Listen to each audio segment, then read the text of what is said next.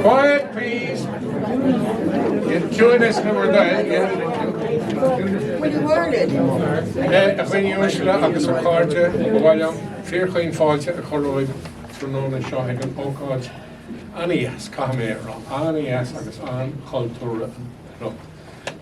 Excuse me. You're very welcome, and I have to say a particular welcome to all those who have come from South Galway and from County Offaly as well. That's all right. I'm just talking. I thought you were giving me a hint.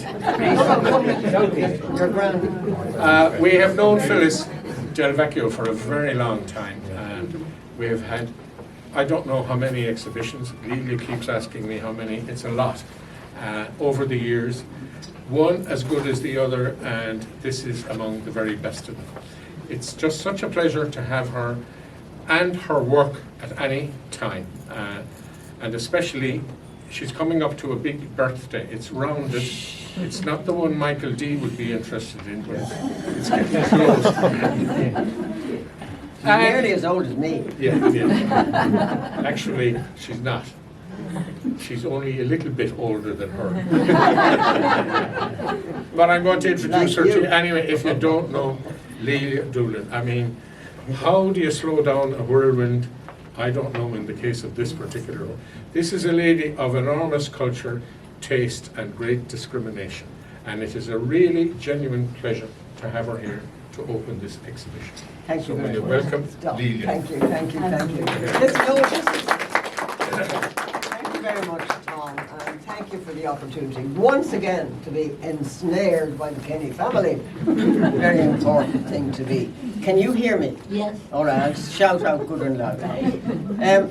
Everything that you need to know about Phyllis's life is in the many of these that over the years you have been graced with because of your having been here. I only said once how many it is this, and he says there have been several, so I said this is the several.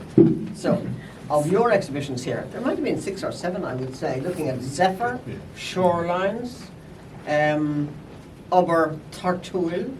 Habitats. Yes, okay, keep going. Oh, I think you've got Have I got it? Yes, Yeah. well that's 5 anyhow.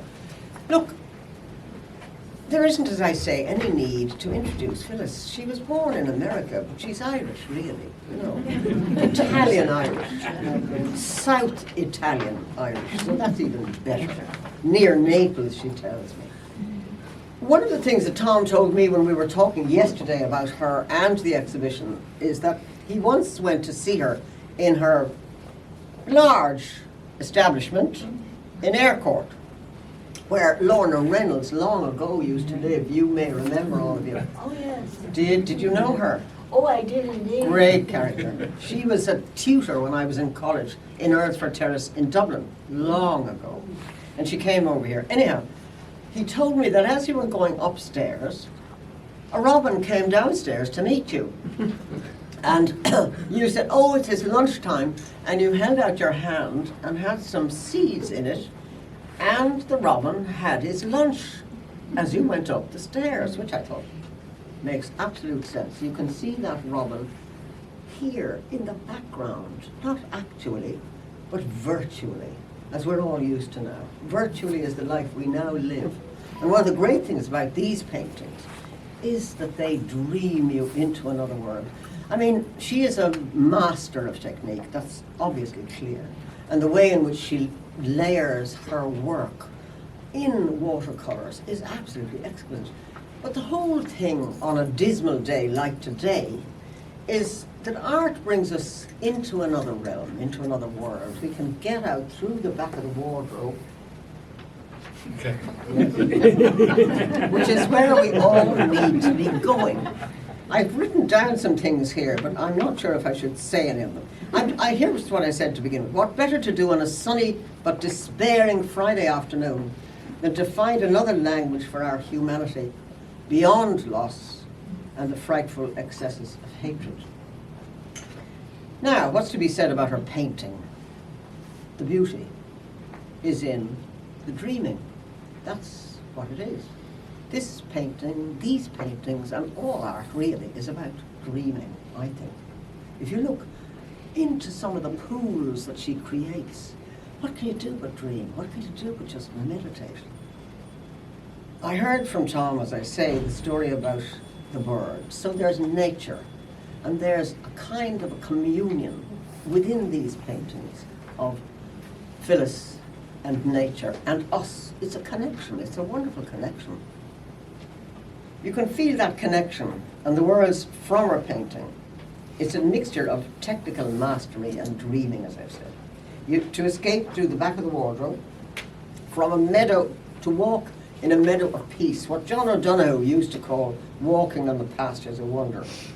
He also once wrote, I saw this today, it is startling how desperately we hold on to what makes us miserable. How desperately we hold on to what makes us miserable. Well, actually, do we? Yeah, I think we do. Far too much. One of the great blows that is struck by art is to release us from misery, to allow us out, to allow us into the beauty of the world around us. And really, I don't want to say very much more about this, except it is a great occasion. These are beautiful works of art. And I want to finish by saying a few words from William Stafford, who was the poet who lived opposite to you in Oregon. And here's what he said. There's a thread you follow. It goes among things that change, but it doesn't change. People wonder about what you are pursuing. You have to explain about the thread. But it's hard for others to see. While you hold it, you can't get lost. Tragedies happen. People get hurt or die.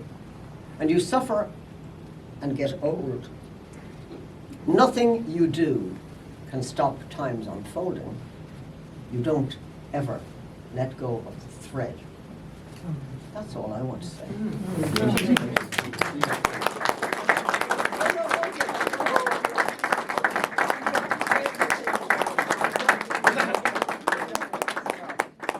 Don't ever let go of the thread. No, I get out of the way. Oh, you want to? I want to still here? Well, I just want to say thank you. Oh, thank you. That's all. On behalf of everybody else. It's a pleasure. It's very difficult, you know, to select the right person to open an exhibition. But sometimes you get really lucky, and we have been this evening. So I just want to say thank you. And thank you, everybody, for your attention, and please enjoy the exhibition.